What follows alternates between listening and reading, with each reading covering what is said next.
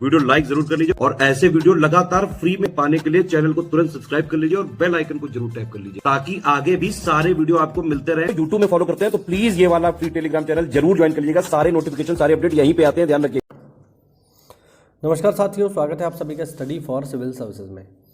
ये जो हमारी क्लास चल रही है ये डिवाइस सीरीज में हम लोग पढ़ रहे हैं आरओ के प्रीवियस ईयर क्वेश्चंस जो विभिन्न सब्जेक्ट से पूछे गए हैं। तो उसमें हम हर दिन एक सब्जेक्ट के कुछ महत्वपूर्ण सवालों को यहाँ लेकर के आते हैं और उनकी चर्चा करते हैं। तो आज जिस टॉपिक की हम चर्चा करेंगे वो है इंडियन पॉलिटी, यानी कॉन्स्टिट्यूशन से जुड़े हुए इंपॉर्टेंट क्वेश्चंस की आज हम चर्चा करेंगे। यहाँ पर देखेंगे इनके बारे में इंपॉर्टेंट फैक्ट क्या है। चलिए शुरू करते हैं जल्दी से। देखिए पहला क्वेश्चन, चलिए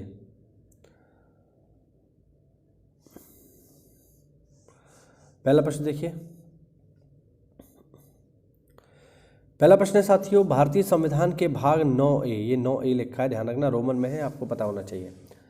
भाग 9A में निम्नलिखित क्षेत्र की स्थानीय स्वशासन की इकाइयों को संवैधानिक आधार प्रदान किया गया। मतलब वो कौन कौन से स्थानीय स्वशासन हैं जिनकी मान्यता भाग 9A में मिली है 1993 के संशोधन में। ठीक है, तो ऑप्शन है ग्रामीण क्षेत्र या शहरी क्षेत्र। चलिए मैं आपको बता देता हूँ, इसका जो सही जवाब है वो है साथियों शहरी क्षेत्र। भाग 9A में है शहरी स्वशासन, नगर पालिका, नगर परिषद, नगर निगम। और अगर यहाँ पे केवल 9 आता तब फिर आप आंसर लगाते स्थानीय स्वशासन में ग्रामीण यानी ग्राम पंचायत, क्षेत्र पंचायत और जिला पंचायत। तो अगर भाग 9 पूछता तो आंसर होता ग्रामीण क्षेत्रों में जो पंचायती राज व्यवस्था है या पंचायती राज, और 9A में पूछ रहा है तो फिर आप बताओगे शहरी स्थानीय निकाय। चलिए, एक किताब के संदर्भ में निम्नलिखित सूचनाएं दी गई हैं, इनको आपको सही क्रम से लगाना है कि सबसे पहले क्या आएगा और बाद में क्या आएगा। इस प्रकार का सवाल देखिए कभी कभार रीजनिंग में भी पूछ लेता है। ठीक है, तो सबसे पहले जब आप कोई किताब खरीदोगे, ठीक है, तो सबसे पहले किताब आप देखोगे तो सबसे पहले किताब का कोई नाम होगा नहीं होगा, नाम देख कर ही तो आप खरीदोगे उसको। मान लो आपको ज्योग्राफी की किताब खरीदनी है तो आप देखोगे माजिद हुसैन की लेनी है, महेश वर्णमान की लेनी है, जीसी लियोंग की लेनी है। तो सबसे पहले क्या देखोगे आप, उसका नाम यानी शीर्षक, किताब का नाम क्या है। उसके बाद जैसे ही आप उसका पेज पलटोगे आपको दिखाई देगी क्या, आपको दिखाई देगी विषय सूची सबसे पहले। ठीक है, विषय सूची होगी, कौन कौन से सब्जेक्ट है उसमें। उसके बाद जब आप पेज पलटेंगे तो आ जाएगी प्रस्तावना, और प्रस्तावना को जब आप पढ़ लेंगे तो फिर जो विषय सूची में पहला अध्याय होगा वो आ जाएगा, और सबसे अंत में आपको मिलेगी अनुक्रमणिका, यानी इसका जो सही जवाब होगा वो होगा ऑप्शन सी, 5, 2, 1, 3, 4। चलिए आगे बढ़ते हैं। निम्नलिखित में से किस अनुच्छेद के अंतर्गत संसद के दोनों सदनों के संयुक्त अधिवेशन का प्रावधान है। ऑप्शन है अनुच्छेद 100, 108, 110 या इनमें से कोई नहीं। सही जवाब है इसका साथियों अनुच्छेद 108। अनुच्छेद 108 के अंतर्गत दिया हुआ है संसद के संयुक्त अधिवेशन का प्रावधान। संयुक्त अधिवेशन क्या होता है तो मैं आपको बता देता हूँ। देखिए, संयुक्त अधिवेशन तब जो है बुलाया जाता है जब किसी मुद्दे पर कानून बनना आवश्यक हो और राज्यसभा और लोकसभा में आपसी सहमति ना हो। मान लीजिए लोकसभा ने किसी मुद्दे को पास कर दिया लेकिन राज्यसभा पास ना कर रही हो और राज्यसभा से उसका पास होना जरूरी है, तब फिर साथियों ऐसी स्थिति में जो भारत के राष्ट्रपति हैं वो बुलाते हैं संयुक्त अधिवेशन। ध्यान रखना, संयुक्त अधिवेशन कौन बुलाता है, भारत का राष्ट्रपति। इस संयुक्त अधिवेशन में क्या होगा कि राज्यसभा और लोकसभा एक साथ मिलकर के बैठेंगे, ठीक है, और जब एक साथ मिलकर के बैठेंगे तो उस मुद्दे पर फिर से वोटिंग होगी। अब यहाँ पर कैच ये है कि जब दोनों सदन एक साथ बैठेंगे और एक साथ वोटिंग करेंगे तो दोनों सदनों में संख्या किसकी ज़्यादा है। ऑब्वियस बात है, संख्या लोकसभा की ज़्यादा है, 550, इसके पास तो 250 ही लोग हैं, तो लोकसभा की संख्या ज़्यादा है। और जब वोटिंग की बारी आएगी तो लोकसभा के वोट ज़्यादा होंगे और अंत में फिर वही हो जाएगा जो लोकसभा चाहती है। क्यों? क्योंकि जब मुद्दे पर वोटिंग होगी तो लोकसभा के वोट ज़्यादा होंगे, राज्यसभा के वोट कम होंगे, तो अंत में जो राज्यसभा चाहेगी वही प्रस्ताव पास हो जाएगा। मतलब जो लोकसभा चाहेगी वही प्रस्ताव पास हो जाएगा, राज्यसभा की इतनी नहीं चलेगी। तो कुल मिला के ये जो है एक प्रोसेस है जिसके माध्यम से लोकसभा किसी भी प्रस्ताव को पास करवा सकती है। अब ध्यान रखना, ये जो संयुक्त अधिवेशन है ये बुलाता कौन है? भारत का राष्ट्रपति। और इसमें एक चीज़ और पूछता है कि ये जो अधिवेशन है, जो संयुक्त अधिवेशन है, इसकी अध्यक्षता कौन करेगा? तो इसकी अध्यक्षता करते हैं लोकसभा अध्यक्ष। ये बात आप लोग ध्यान रखना, ठीक। चलिए, भारत के संविधान की निम्नलिखित अनुसूची में 3 विधा सूचियों का प्रावधान है। 3 विधा सूची का मतलब है जो 3 सूचियां उसमें दी गई हैं। कौन कौन सी? केंद्र सूची, राज्य सूची और समवर्ती सूची। इसका प्रावधान दिया हुआ है संविधान की 7वीं अनुसूची में। ध्यान रखना, जो 7th शेड्यूल है, इस 7th शेड्यूल में दी हुई है केंद्र सूची, राज्य सूची और समवर्ती। केंद्र सूची के विषयों पर केंद्र कानून बनाता है, जैसे रेल हो गया, रक्षा हो गया, ठीक है। राज्य सूची के मुद्दे पर राज्य कानून बनाता है, जैसे सड़क है, कानून व्यवस्था है। और समवर्ती सूची के विषयों पर दोनों कानून बनाते हैं, केंद्र भी कानून बनाता है, राज्य भी कानून बनाता है, जैसे शिक्षा है, वन है, ठीक है। ये सब जो है समवर्ती सूची के अंतर्गत आते हैं। तो ये जो 3 सूचियां हैं ये दी हुई हैं 7वीं अनुसूची में। अगला प्रश्न देखिए, यदि किसी समय राष्ट्रपति और उपराष्ट्रपति दोनों का पद रिक्त हो जाए तब भारत के राष्ट्रपति का काम कौन करता है? देखो, नॉर्मल कंडीशन ये है कि अगर भारत के राष्ट्रपति ना हो, ठीक है, अगर भारत के प्रेसिडेंट ना हो तो उनके स्थान पर काम करने के लिए आ जाएंगे वाइस प्रेसिडेंट, ठीक। अगर प्रेसिडेंट नहीं है तो वाइस प्रेसिडेंट आ जाएंगे। और अगर वाइस प्रेसिडेंट भी नहीं है तो फिर उनके स्थान पर आते हैं भारत के मुख्य न्यायाधीश, यानी चीफ जस्टिस ऑफ इंडिया, ठीक है। ऐसा भारतीय इतिहास में एक बार ही हुआ है। कब हुआ है? तब जब प्रेसिडेंट हुआ करते थे, जब प्रेसिडेंट थे जाकिर हुसैन की मृत्यु हो गई। और जाकिर हुसैन की मृत्यु के बाद वीवी गिरी जो वाइस प्रेसिडेंट थे वो प्रेसिडेंट कैंडिडेट बन गए। तो प्रेसिडेंट की मृत्यु हो गई और जो वाइस प्रेसिडेंट थे वो प्रेसिडेंट के चुनाव में खड़े हो गए। तब ऐसी स्थिति में जो भारत के सीजीआई थे, चीफ जस्टिस ऑफ इंडिया, उनका नाम था एम हिदायतुल्लाह। तो ध्यान रखना, एकमात्र मुख्य न्यायाधीश सुप्रीम कोर्ट के जो राष्ट्रपति बने वो थे एम हिदायतुल्लाह, ठीक है। और फिर इनको ऐसा शौक लगा, शौक मतलब वो वाला नहीं, झटका वाला नहीं, शौक मतलब शौक लग गया इनको, मतलब इनको शौक हो गया कि अब तो जो है राष्ट्रपति के पद पे ही मज़ा है। इसीलिए इन्होंने राष्ट्रपति का चुनाव भी लड़ा, लेकिन दुर्भाग्यवश हार गए। लेकिन आने वाले समय में इनको भारत का उपराष्ट्रपति बनने का मौका मिला। तो भारत के एकमात्र मुख्य न्यायाधीश जो बने हैं भारत के राष्ट्रपति वो थे एम हिदायतुल्लाह, मोहम्मद हिदायतुल्लाह। आगे देखो, आगे यहाँ पर साथियों एक तरफ एज दी हुई है और एक तरफ जो है विभिन्न जो पद हैं उनके बारे में दिया हुआ है, यानी किस पद की एज कितनी होती है ये आपको यहाँ बताना है। देखो, भारत के राष्ट्रपति की अगर हम बात करें तो भारत के राष्ट्रपति बनने की जो न्यूनतम उम्र है, इसमें से थोड़ा इसको ठीक कर लेते हैं। चलिए, ये यहाँ पे 30 वर्ष नहीं होगा, ये होगा 35, इसको थोड़ा करेक्ट कर लेना, ठीक है। देखिए, भारत के राष्ट्रपति बनने की जो न्यूनतम उम्र है वो है साथियों 35 वर्ष, ठीक, सही है ना। अगर आपको पंचायत का सदस्य बनना है, ठीक है, तो पंचायत का सदस्य यानी ग्राम प्रधान या ग्राम सभा के जो सदस्य होते हैं उसकी बनने की एज है 21 साल। अगर आपको विधानसभा का सदस्य बनना है यानी विधायक बनना है तो एज चाहिए 25 साल। और अगर आप विधान परिषद का सदस्य बनना चाहते हैं तो एज चाहिए 30 साल, यानी ऑप्शन ए इसका करेक्ट हो जाएगा। एक चीज़ आपको और बता दूं कि जो विधानसभा के सदस्य होते हैं इन्हें कहा जाता है एमएलए, और विधान परिषद के जो सदस्य होते हैं इन्हें कहते हैं एमएलसी। ये होता है मेंबर ऑफ लेजिस्लेटिव असेंबली, ये होता है member of legislative council.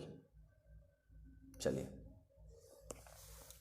Bharat के संविधान के अनुसार केंद्र की कार्यपालिका शक्ति किसमें निहित है, यानी केंद्र की सारी शक्तियां किसके नाम से हैं, या केंद्र की जितनी भी कार्यपालिका शक्ति है उसका हेड कौन है।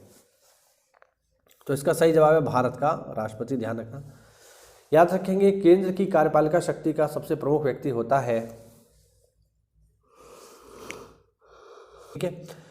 केंद्र की कार्यपालिका के जितने भी काम होते हैं वो सब भारत के राष्ट्रपति के नाम से ही किए जाते हैं। तो ऑप्शन ए इज करेक्ट। आगे देखो, भारतीय संविधान के अनुच्छेद 300 के अनुसार भारत की सरकार का कानूनी नाम है, या भारत का जो कानूनी नाम है वो क्या है। तो भारत का कानूनी नाम है द यूनियन ऑफ इंडिया।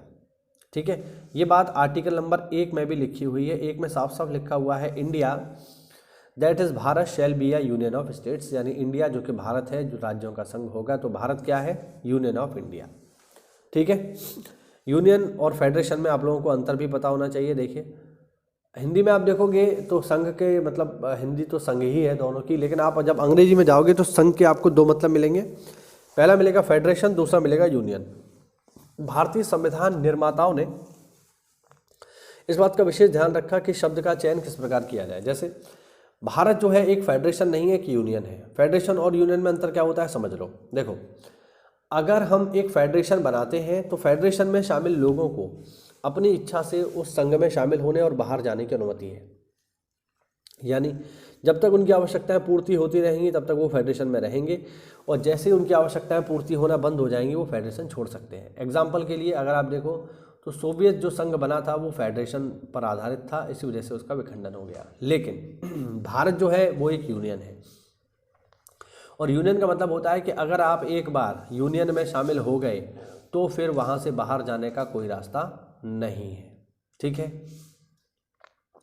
वहाँ से बाहर नहीं जा सकते आप। एक बार आप यूनियन में शामिल हो गए तो फिर आप हमेशा के लिए यूनियन के ही बन के रहोगे। इसका मतलब ये है कि एक बार अगर कोई राज्य भारत भूभाग में शामिल हो गया, भारत संघ में शामिल हो गया, तो वो हमेशा हमेशा के लिए संघ का हिस्सा बन गया। किसी भी स्थिति में वो भारत से बाहर नहीं जा सकता। ये मतलब होता है यूनियन का, इसीलिए भारत यूनियन है। अगला सवाल है भारत के राष्ट्रपति द्वारा वित्त आयोग की नियुक्ति के संबंध में कौन सा आर्टिकल है। तो ध्यान रखना, वित्त आयोग की नियुक्ति की जाती है भारतीय संविधान के अनुच्छेद 280 के अंतर्गत। ठीक है, वित्त आयोग की नियुक्ति भारत के राष्ट्रपति करते हैं, और वर्तमान समय में अगर हम देखें वित्त आयोग के अध्यक्ष कौन है, तो जहाँ तक मुझे याद आ रहा है ये है NK सिंह। ठीक है, वित्त आयोग का काम क्या होता है ये भी समझ लो। वित्त आयोग का काम है राज्यों तथा केंद्र के बीच करों का बंटवारा, यानी किस राज्य को कितना टैक्स मिलना है, राजस्व में कितना हिस्सा उसे मिलना है, इस बात का फैसला करता है साथियों वित्त आयोग। पहला जो वित्त आयोग बना था उसके अध्यक्ष थे KC नियोगी। ठीक है, ध्यान रखना। चलिए आगे बढ़ते हैं।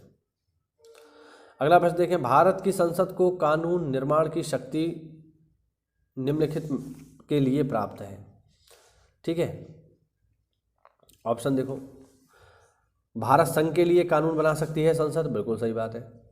भारत के किसी प्रदेश या उप प्रदेश यानी किसी यूनियन टेरिटरी के लिए कानून बना सकती है, बिल्कुल सही बात है। ठीक है, या फिर विश्व में कहीं भी रहने वाले भारतीय नागरिक और उसकी संपत्ति के लिए भी कानून बना सकती है, बिल्कुल सही बात है। तीनों ही कथन सही है। भारत संघ के लिए संसद कानून बनाती है पूरे भारत के लिए, किसी विशेष प्रदेश के लिए भी कानून बना सकती है भारत की संसद, जैसे विभिन्न राज्यों का विशेष राज्य का दर्जा है आज के समय में भी। अगर आप संविधान उठा करके देखोगे तो आपको 371 के अधीन बहुत सारे आर्टिकल मिलेंगे, A, B, C, D इस तरीके से। तो उस पे जो है विशेष राज्य हैं और उनको विशेष छूट प्राप्त है ना, तो उनके लिए कानून बना सकती है। या फिर अगर कोई भारतीय नागरिक कहीं विदेश में रह रहा है और उसकी संपत्ति है तो उसके लेकर भी कानून बना सकती है, यानी तीनों ही कथन इसके सही है। आगे देखो, भारतीय संविधान की प्रस्तावना में सभी नागरिकों को कौन सा न्याय प्रदान करने की व्यवस्था की गई है, किस प्रकार का न्याय। तो 3 प्रकार के न्याय की बात की गई है, सामाजिक न्याय, आर्थिक न्याय और राजनीतिक न्याय। प्रस्तावना आप पढ़ोगे तो वहाँ पे साफ साफ आपको दिखाई दे जाएगा। ठीक है, ऑप्शन को अगर आप देखो तो देखो धार्मिक न्याय जैसा कुछ नहीं होता। ठीक है, सांस्कृतिक न्याय भी कुछ नहीं होता। ठीक, फिर से इसमें सांस्कृतिक आ गया तो ये भी कोई न्याय नहीं है। प्रस्तावना में केवल 3 प्रकार के न्याय हैं, सामाजिक न्याय, आर्थिक न्याय और राजनीतिक न्याय। सांस्कृतिक न्याय या धार्मिक न्याय जैसी कोई चीज़ नहीं है भारत की प्रस्तावना में। अगला सवाल बहुत ही कॉमन और कई बार एग्जाम में आ चुका है, भारतीय संविधान के किस अनुच्छेद के अंतर्गत अंतर्राष्ट्रीय समझौते को प्रभावी बनाने के लिए संसद राज्य सूची के विषयों पर कानून बना सकती है। यानी अगर कोई अंतर्राष्ट्रीय समझौता है भारत के किसी क्षेत्र में और वहाँ पर राज्य सरकार जो है उसमें कोई दिक्कत अगर खड़ी करती है तो फिर क्या होगा, आर्टिकल 253 के अंतर्गत, अनुच्छेद 253 के अंतर्गत संसद को यह अधिकार है कि अगर वह चाहे तो राज्य सूची के किसी भी विषय पर कानून बना सकती है। वैसे नॉर्मल क्या स्थिति है कि राज्य सूची के विषयों पर कानून कौन बनाएगा, खुद राज्य बनाएगा। लेकिन अगर कोई विशेष स्थिति होती है, किसी अंतर्राष्ट्रीय संधि को या समझौते को मानने के लिए कोई समस्या खड़ी कर रहा है राज्य, तो फिर उस मुद्दे पर केंद्र कानून बना सकता है, राज्यों से ये अधिकार फिर ले लिया जाएगा। ठीक है, यानी इससे हमें क्या पता चलता है? इससे हमें पता चलता है कि केंद्र और राज्य के टकराव की स्थिति में सदैव अधिक शक्तिशाली केंद्र को बनाया गया है, राज्यों के पास पावर कम है। ऐसा क्यों किया गया है? ऐसा इसलिए किया गया है साथियों कि अगर हम केंद्र को पावरफुल नहीं बनाएंगे तो भारत के टुकड़े टुकड़े हो जाएंगे, ये सारे के सारे राज्य अलग अलग अपने हिस्से लेकर के भाग जाएंगे और भारत कहीं शेष ही नहीं रहेगा। इसीलिए भारत को एक सूत्र में पिरोए रखने के लिए बहुत आवश्यक है कि भारत में केंद्र को अधिक शक्तिशाली बनाया जाए। चलिए अगला सवाल, इनमें से कौन से ऐसे राष्ट्रपति हैं जो लोकसभा अध्यक्ष भी रहे हैं? ऑप्शन फखरुद्दीन अली अहमद, डॉक्टर शंकर दयाल शर्मा, नीलम संजीव रेड्डी और जाकिर हुसैन। सही जवाब है इसका नीलम संजीव रेड्डी। ठीक है, ध्यान रखना, नीलम संजीव रेड्डी जो है इसका सही जवाब है। आप लोग मुझे जरा कमेंट करके बताइए, भारत के एकमात्र निर्विरोध चुने जाने वाले राष्ट्रपति कौन है? देखते हैं कितने लोगों को जवाब पता है। देखिए, राज्य विधानमंडल की बैठक को आयोजित करने के लिए कोरम या गणपूर्ति क्या है? देखिए, कोरम पहले आप समझ लो, कोरम क्या होता है, सवाल तो आप आसानी से समझ लोगे। देखिए, कोरम होता है किसी भी बैठक को चालू करने के लिए, उसको चलाने के लिए आवश्यक न्यूनतम सदस्यों की संख्या। यानी अगर कोई मीटिंग करनी है, मान लो कोई जो है, आपने कोई मीटिंग बुलाई और आपके उस मीटिंग में शामिल होने वाले लोगों की संख्या 50 है, आपको पता है 50 लोग आएंगे तब मीटिंग शुरू होगी। ठीक है, मतलब टोटल संख्या 50 है, तब उन लोगों को आपने जो है मीटिंग में बुलाया है। लेकिन मान लीजिए अब वहाँ पर जो है 20 लोग आ गए। ठीक है, 50 को आपने बुलाया, 20 लोग आ गए, तो 20 लोगों में भी मीटिंग हो सकती है, तो मीटिंग हो जाएगी ना। लेकिन मान लो लोग कितने आए, लोग एक ही आए, एक आपने बुलाया, एक और आया, बस और कोई आया ही नहीं, तो ऐसी स्थिति में मीटिंग होगी? नहीं होगी, मीटिंग कैंसिल हो जाएगी। तो देखिए, गणपूर्ति क्या होता है, कोरम क्या होता है? मीटिंग को चलाने के लिए आवश्यक न्यूनतम सदस्यों की संख्या, यानी कम से कम इतने लोग हों। अब 50 लोग बुलाए, 20 लोग आ गए तो ठीक है, मीटिंग चल जाएगी। लेकिन 50 लोग बुलाए और 2 ही आदमी आए तो फिर मीटिंग नहीं होगी। उसी प्रकार से कोरम का मतलब है कि अगर आपको विधानसभा या विधानमंडल या संसद को चलाना है तो कितने लोग चाहिए। और बढ़िया बात यह है कि ये फॉर्मूला सभी में सेम रहता है, चाहे लोकसभा की बात करें, चाहे राज्यसभा की बात करें, या विधानसभा की बात करें, या विधान परिषद की बात करें। सबका जो व्यवस्था है वो है कुल सदस्य संख्या का 10वां हिस्सा।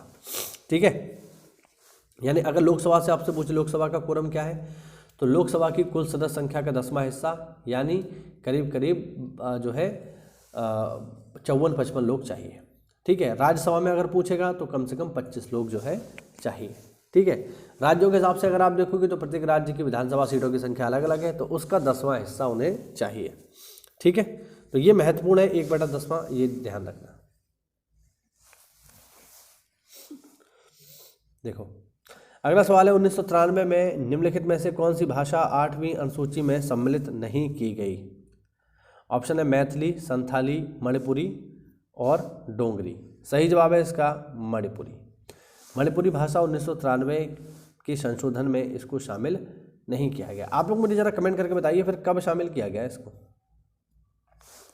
इसके अलावा अगर हम देखें साथियों तो आपको पता चलेगा कि ये जो भाषाएं हैं, जो भारत की 22 मान्यता प्राप्त भाषाएं हैं, इनमें कुछ भाषाएं शामिल नहीं है, जैसे अंग्रेजी।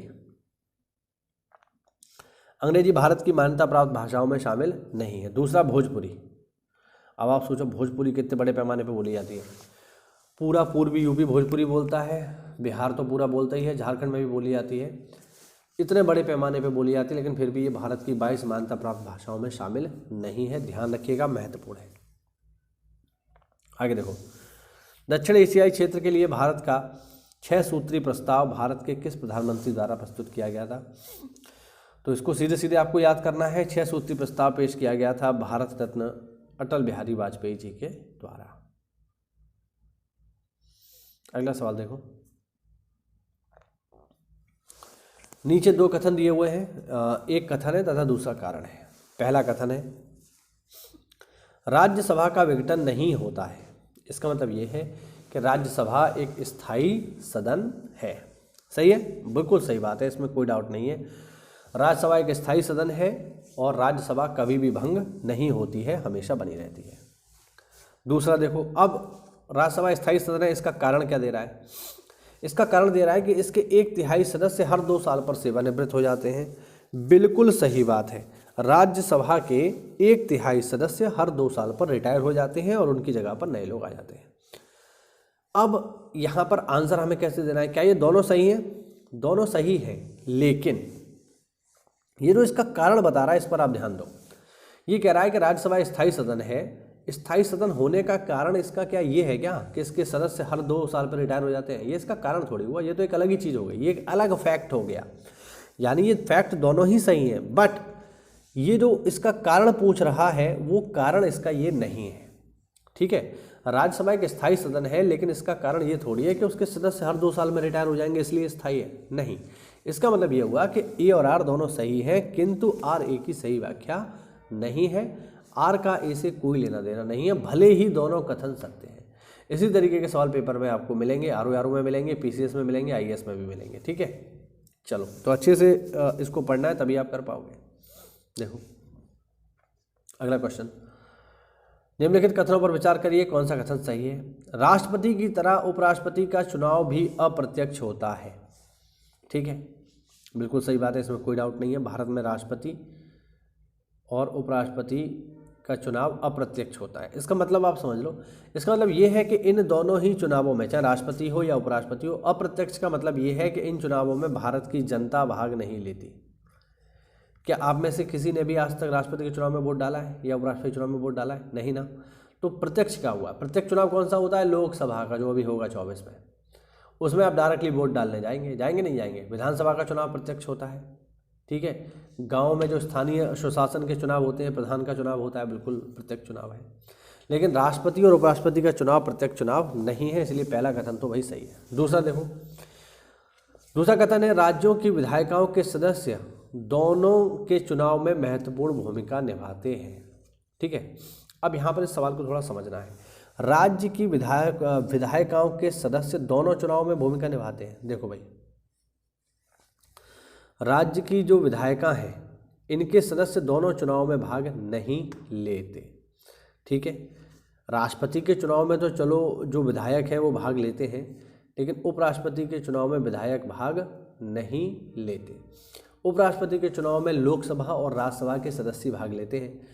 तो जब विधायिकाओं के सदस्य भाग ले ही नहीं रहे तो दूसरा कथन गलत नहीं हो जाएगा कि राज्यों की विधायिकाओं के सदस्य दोनों में भाग लेते हैं? दोनों में थोड़ी भाग लेते हैं। ये विधायिकाओं के सदस्य केवल राष्ट्रपति के चुनाव में भाग लेते हैं, उपराष्ट्रपति में तो लेते ही नहीं है।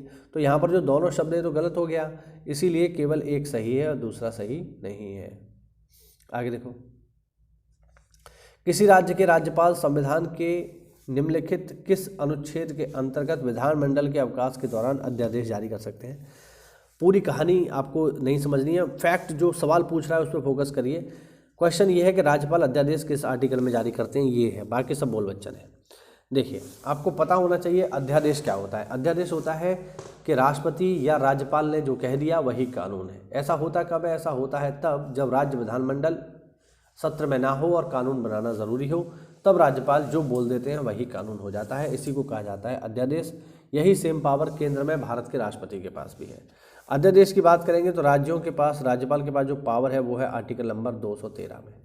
ठीक है, ये राज्यों के पास यानी राज्यपाल के पास पावर है। और अगर आप राष्ट्रपति की बात करो तो इसी को थोड़ा उलटफेर कर दो, 1, 2, 3, ये राष्ट्रपति के पास पावर है अध्यादेश जारी करने की। दोनों याद रखना, अनुच्छेद 123 के अंतर्गत राष्ट्रपति जारी करता है अध्यादेश और 213 के अंतर्गत राज्यों के राज्यपाल।